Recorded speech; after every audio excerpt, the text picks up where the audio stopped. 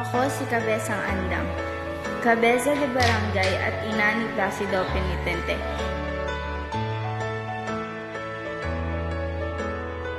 Isang ina na gagawin ang lahat para makapagtapos ng pag-aaral ang aking anak.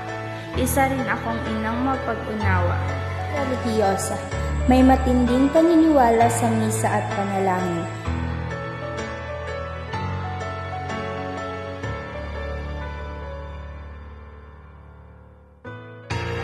Ako ang inan, nagbibigay ng lakas ng loob kay Placido upang kanyang ipagpatuloy ang pag-aaral ng abogasya.